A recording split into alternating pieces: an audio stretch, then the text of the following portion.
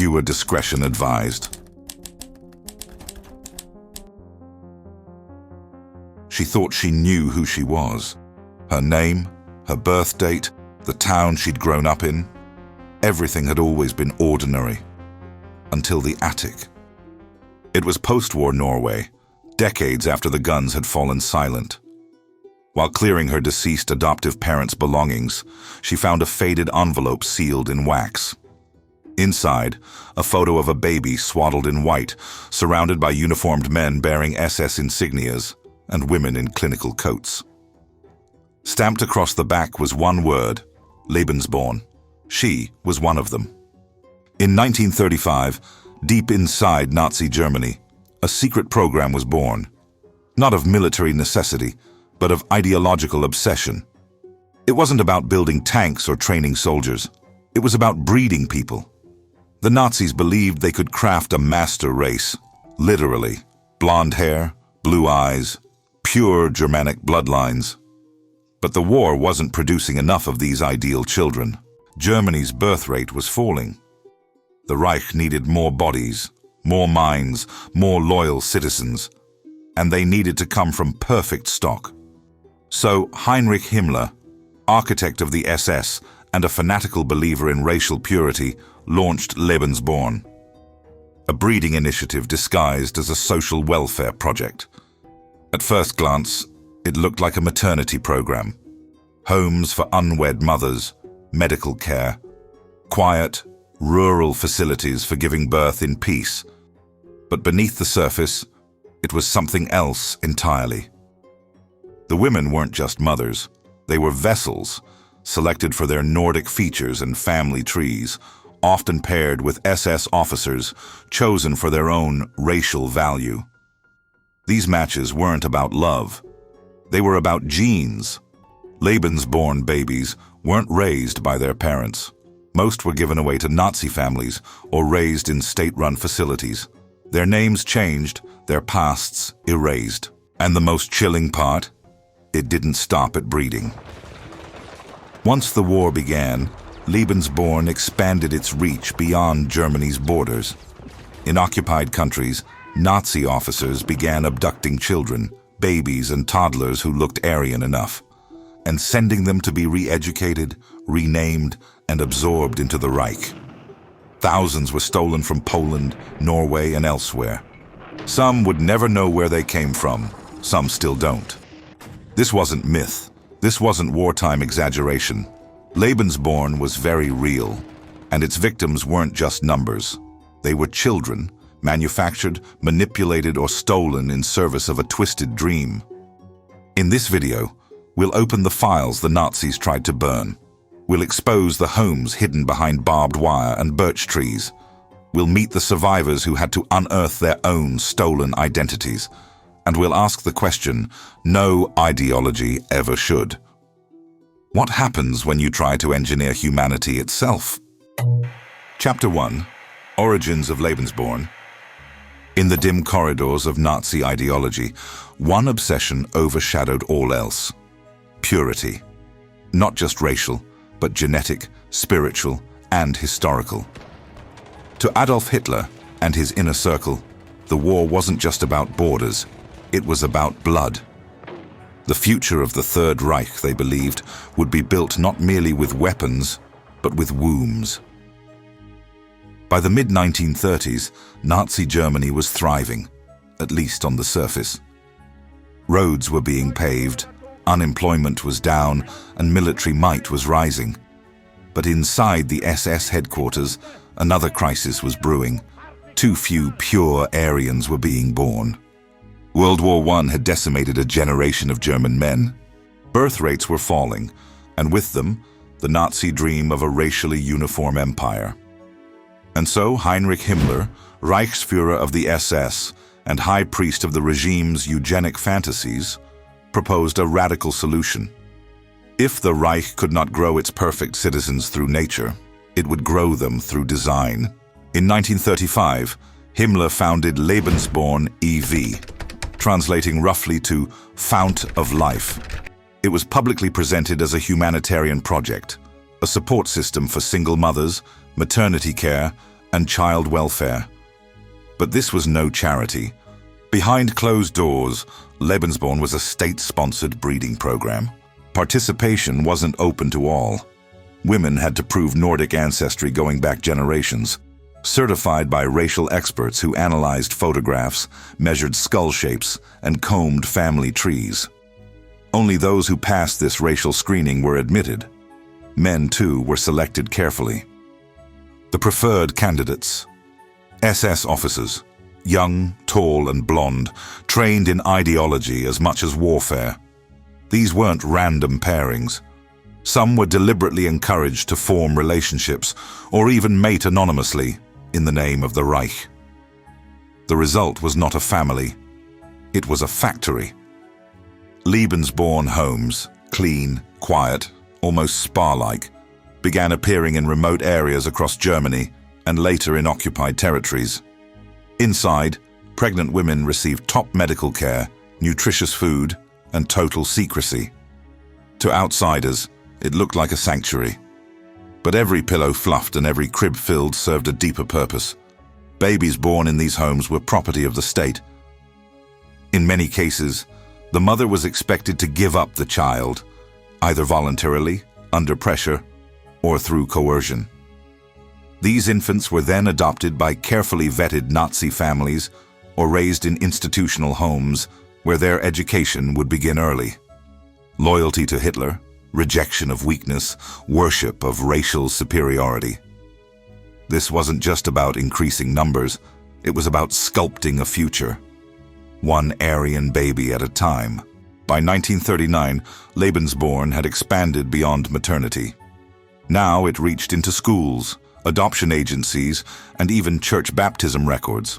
Babies were christened not under God, but under the Reich. The program's pseudoscientific roots were becoming religious in tone. The Reich wasn't just reproducing, it was rebirthing, and the numbers grew. By the war's outbreak, at least 8,000 children had been born in Lebensborn facilities in Germany alone. That number would more than double as the war spread. But as Nazi armies pushed into Europe, Lebensborn evolved into something far darker. If Germany couldn't breed enough Aryan children, it would steal them instead. Chapter 2. Inside the breeding homes.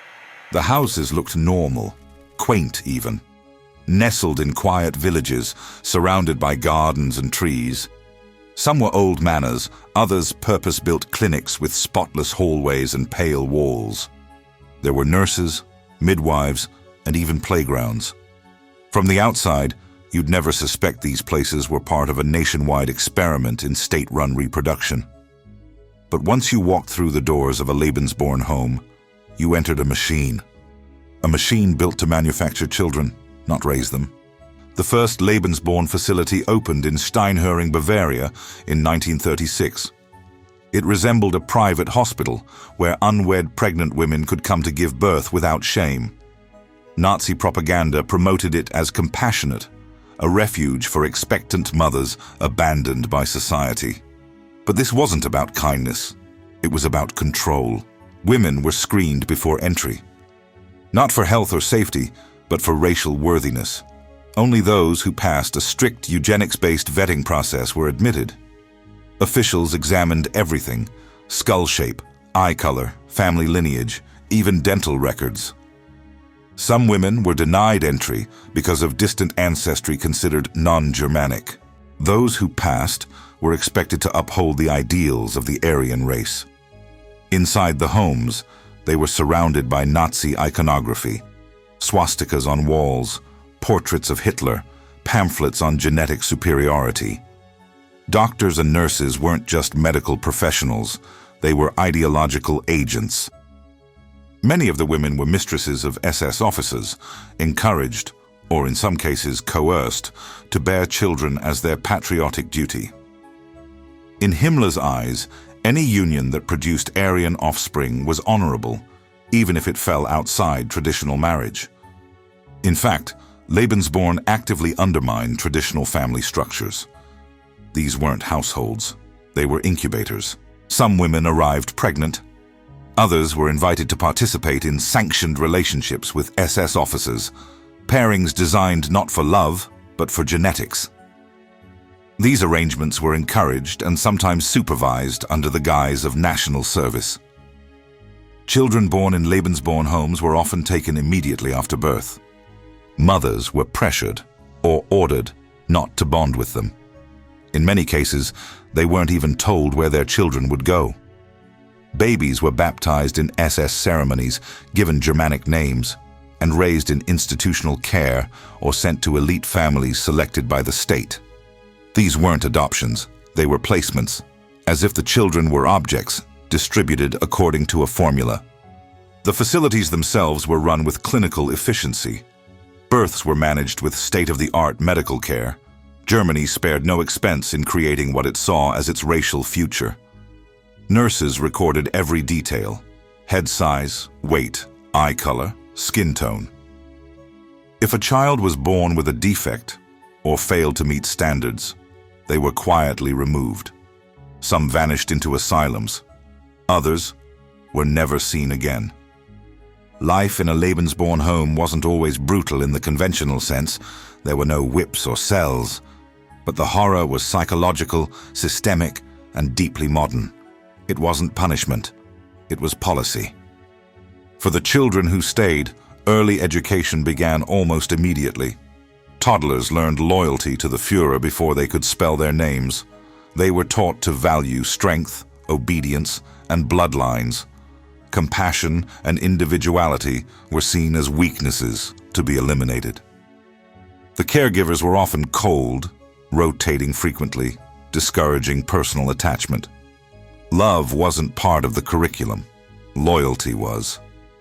And yet, many of these children, especially those taken in by SS families, grew up believing they were special, chosen, elite. They had no idea their identities had been fabricated, that their real parents might be dead, imprisoned, or lost in the war's chaos. Some never found out. Others discovered the truth only decades later, and their entire sense of self shattered overnight. As the war intensified, Lebensborn expanded. By 1944, at least 30 homes were operating across Germany, Austria, Belgium, France, Norway, and occupied Czechoslovakia. Norway became a particular focus. Its population was considered highly Aryan by Nazi standards.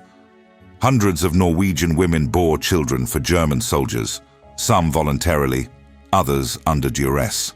These children, too, were often taken. Some sent to Germany, others raised locally under surveillance. After the war, many would be persecuted, seen as Nazi spawn by their own communities, shunned, abused, and institutionalized. But at the time, inside the walls of Lebensborn homes, the mood was sterile, ordered, and eerily optimistic. The Reich believed it was birthing the future. It was, instead, breeding a lie. Chapter 3. The Kidnappings and Eugenics Beyond Birth. At first, Lebensborn was about production, controlled conception, calculated birth. But as Nazi conquest spread across Europe, the program mutated. It was no longer just about breeding new Aryan children. Now, it turned to taking them. If Germany couldn't grow enough ideal offspring, the Reich would simply steal those who fit the mold. It was faster, easier, and far more chilling. The new directive began quietly. By 1940, Nazi anthropologists embedded in the SS were conducting racial classification operations across occupied Europe. Their mission: to find children who appeared Aryan, blonde, blue-eyed, healthy, and remove them from their families. The logic was disturbingly simple. The Nazi regime believed that some foreign children were, in fact, Germans who had been lost into inferior populations generations ago. If these children could be reclaimed, they could be raised as loyal citizens of the Reich. Poland was the first major target. Entire orphanages were raided. Children playing in the streets were taken for examinations. Those who fit the racial ideal were selected. The rest, thousands of them, were discarded, left to starvation, shipped to forced labor or worse. Some parents were told their children had died. Others were never informed at all. These were not isolated incidents. This was policy. SS units used detailed racial charts to measure children's skulls, noses, and eye color. Anthropological suitability became a death sentence for some, and a life of stolen identity for others. Children deemed acceptable were transported in secrecy. Some were moved in cattle cars, others in disguised military trucks. Once in Germany, they were renamed, reclassified, and placed in Lebensborn homes or with Nazi foster families. Every effort was made to erase their past. Native languages were banned, cultural traditions punished, birth certificates destroyed or altered, letters from birth families intercepted or rewritten. Many of these children were so young that their original identities vanished completely. They grew up believing they were German, their loyalty shaped by propaganda, their memories suppressed. The numbers are staggering and uncertain. Historians estimate that at least 20,000 children were abducted from Poland alone. Norway, France, Czechoslovakia, and Yugoslavia also suffered abductions, particularly when mothers bore children with German soldiers. In Norway, the situation was particularly complex. The Nazis considered Norwegians racially superior to most of Europe, and Norwegian women were encouraged, sometimes coerced, to bear children with occupying German troops. These babies, viewed as racially valuable, were often taken to Lebensborn homes. But after the war, these children became targets of public rage. Branded Nazi bastards, many were beaten, institutionalized, or subjected to medical abuse.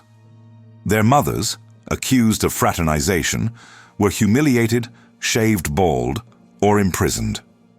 What began as a eugenics project under Nazi rule continued as social stigma long after the war ended.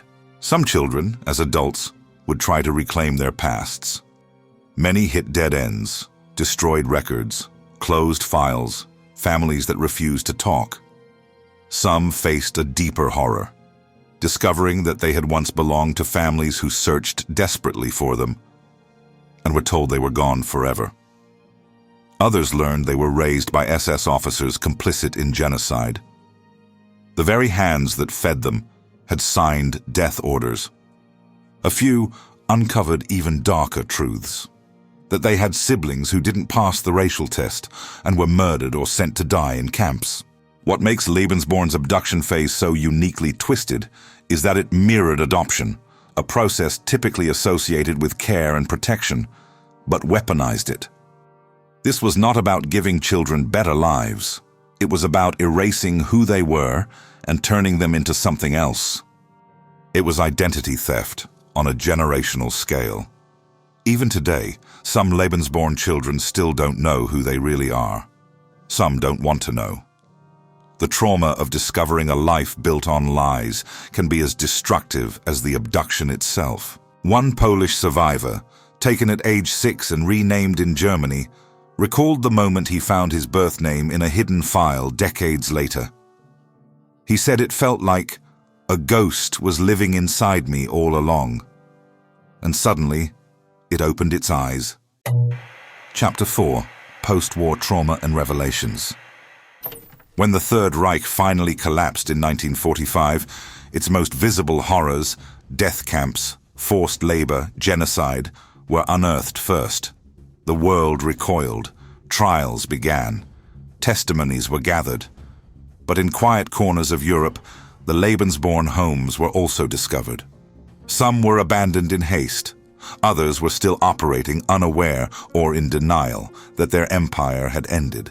Inside were cribs, records, nurses, and children, thousands of them. Babies too young to understand they'd been born into an ideology. Toddlers who spoke only German, though their roots were Polish, Czech, or Norwegian. Infants whose names had been rewritten by the regime. The Allies were stunned. What exactly was Lebensborn? Was this a Nazi orphanage system? A eugenics experiment? A crime? The answer, they found, was all of the above. The children were quickly separated by origin. Non-German children, those abducted or born to foreign mothers, were prioritized for repatriation. But that process proved almost impossible. Most had no documentation. Birth names had been destroyed, records were altered or coded, and many were too young to remember their real families. Red Cross agencies, local governments, and international investigators tried to match surviving parents with their missing children. A few were reunited through old scars, mementos, or rare surviving files. Others were adopted anew, unknowingly compounding the cycle of identity loss.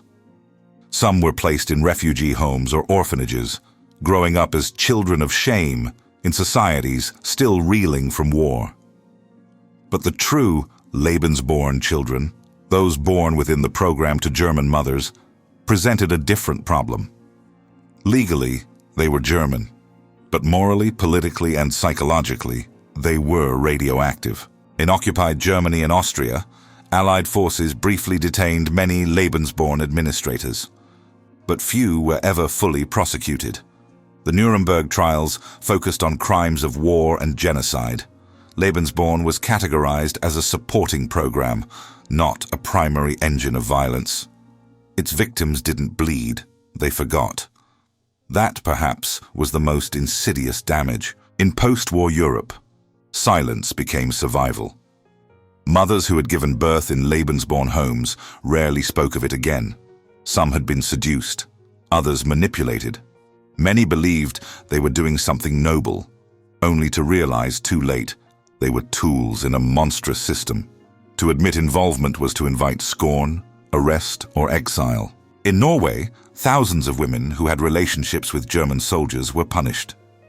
Their children, many of them Lebensborn, were stripped of citizenship, institutionalized, or forcibly separated from their families. One such survivor later recalled being called a Nazi whore's spawn by teachers. He was 6 years old. In Germany, Lebensborn children were often raised by adoptive families unaware or unwilling to acknowledge their origins. Even those who grew up in loving homes carried a shadow. Some felt alienated, adrift, unable to explain the gaps in their early years. Others had nightmares they couldn't place. Flashbacks to sterile rooms, distant nurses, or rigid rituals. The true scope of the trauma remained hidden for decades, buried beneath shame, national guilt, and bureaucratic neglect. It wasn't until the 1980s and 1990s that survivors began to speak openly. Some launched legal efforts to access sealed records. Others searched for relatives using DNA or rare surviving documents. One common theme emerged across stories. Lebensborn survivors didn't just lose their families, they lost their stories. Some of the most haunting cases involved double erasure. Children who were born in Lebensborn homes and later abducted by Nazi families, raised as Germans, only to discover their entire identity was built on lies. Their biological parents might have perished in camps, or spent decades searching, or given up hope.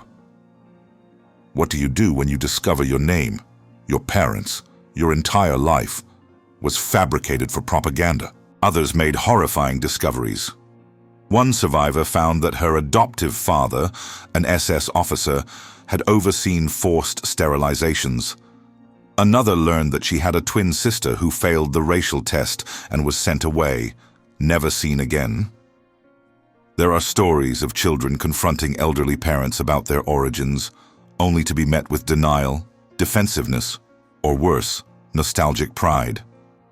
The past, it seemed, wasn't just buried. It was protected. To this day, many Lebensborn survivors are still searching. Some have found half-siblings, others entire biological families, but even those who uncover the truth say the psychological rupture never fully heals.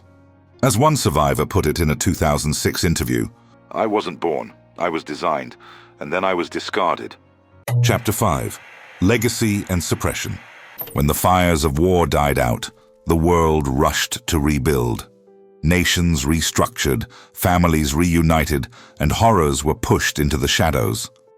Some atrocities were put on trial, others were sealed behind silence, shame, and political convenience. Lebensborn was one of the quiet ones. There were no international tribunals dedicated to its victims, no sweeping investigations, no justice. It simply disappeared into history's margins. Part of the silence was strategic. In post-war Germany, the new Federal Republic sought stability, not scandal. The Nazi past was too vast, too painful. It was easier to focus on the perpetrators of war crimes and leave the gray zones untouched. Lebensborn, seen as a social program rather than a killing machine, was conveniently excluded from national guilt narratives. Its facilities were shuttered, many of its records burned. The surviving staff, midwives, doctors, nurses, faded into civilian life. The children were left with fragments. Some knew, others had only hints, a symbol on a birth certificate, a sudden name change, a mother who refused to speak. And when they asked questions, they were often met with walls. In Norway, the silence turned to hostility. Children born to German soldiers and Norwegian mothers, many through Lebensborn, were declared stateless, stripped of citizenship. Thousands were institutionalized in psychiatric homes. Some were subjected to medical experiments, including forced drug trials. Their crime, being born. In 2008, survivors filed a class action lawsuit against the Norwegian government for knowingly abusing and neglecting them. It was dismissed. One survivor called it a second betrayal. The first was by the Nazis. The second, by the country that should have protected them. In Germany, it wasn't until the 1990s that public awareness of Lebensborn began to surface. Survivors formed support groups. Documentaries were produced. Hidden archives were unsealed. But by then, many biological parents were dead. Many records had been lost. Some truths would never be recovered. And for many survivors, the damage had already been done. The psychological scars ran deep. Therapists who worked with Lebensborn children noted a pattern: identity crises, depression, obsessive questions about origin, persistent feelings of alienation. Some suffered breakdowns after discovering their past. Others lived their entire lives with a name, a family, and a history that never truly belonged to them. One German woman recalled finding out, in her 50s, that her real parents had been Polish. She'd grown up reciting Nazi youth slogans, never knowing her own mother died in a camp trying to find her. Another man discovered he was the product of a wartime pairing between an SS officer and a teenage Norwegian girl, an arrangement his adoptive parents had presented as an act of war heroism. The truth shattered him, and yet, amidst the grief, some survivors have found community. Today, groups like the Lebensborn Children Association offer spaces for healing, research, and remembrance. Many have embraced DNA testing, genealogy, and digital archives to rebuild what was stolen. In some rare cases, siblings separated for decades have reunited. Entire branches of families thought to be erased have reconnected. But even in these joyful moments, there's an echo of tragedy. Every reunion is a reminder of what could have been had ideology not intervened. In 2006, the German government formally acknowledged the Lebensborn program and its victims. It wasn't an apology, but it was a start. Later in Norway, limited reparations were issued, but many survivors argue it was too little, too late. The children of Lebensborn were not soldiers. They were not spies. They were infants, born into a nightmare they couldn't understand and would spend their lives trying to escape. Their pain was not battlefield trauma. It was identity annihilation. In classrooms across Europe, Lebensborn is rarely taught. It doesn't fit easily into textbook chapters on warfare or resistance. It's not heroic. It's not explosive. It's quiet, cold, bureaucratic. And perhaps that's what makes it so terrifying. This wasn't cruelty in chaos. This was cruelty in order. A future planned with charts. Children processed like data. Love stripped from reproduction, replaced by ideology, and all of it wrapped in the language of progress, purity, and patriotism. The conclusion? The line between madness and power. It begins in silence.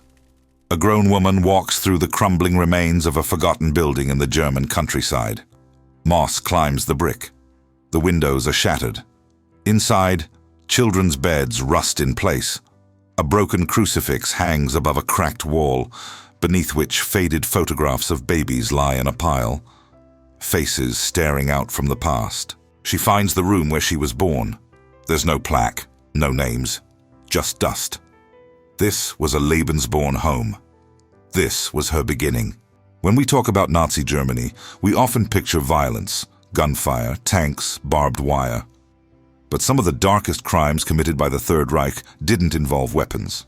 They involved birth certificates, cradles, and nursery rhymes twisted by ideology. Lebensborn wasn't madness in the way we typically define it. It was not chaotic or impulsive. It was madness in a lab coat, calculated, precise, sanitized, and it left scars that no battlefield ever could. To this day, thousands of Lebensborn survivors walk among us. Many don't speak about it. Some don't even know. Others spend their entire lives chasing fragments of truth, old files, DNA tests, forgotten photographs, trying to stitch together a self that was never allowed to fully form. Their struggle isn't over, and their trauma didn't end with the war, because what Lebensborn did wasn't just the manipulation of lives. It was the engineering of identities and the destruction of them. It's easy to imagine evil as a loud, monstrous thing, but the truth is, it often comes dressed as care. It hides behind institutions. It speaks in clinical terms. It offers paperwork instead of knives. It tells you it's building the future while quietly dismantling your soul. The children of Lebensborn were called hope by the Reich. They were used as symbols, as tools, as experiments. But they were never asked if they wanted to be. As that woman walks out of the abandoned home, she doesn't cry. She doesn't scream. She simply leaves with what little she has, a name that never belonged to her, a face she inherited from a stranger, and the knowledge that her birth was designed by an empire that no longer exists. What remains is not the Reich's dream. What remains is her. History has no shortage of horrors, but some are hidden in silence, buried not beneath battlefields, but birth certificates. If this story disturbed you, good. It should. Because these aren't just facts, they're warnings. Subscribe to Twisted Facts Vault for more stories the world tried to forget, and the ones that were never meant to be uncovered. We'll see you next time.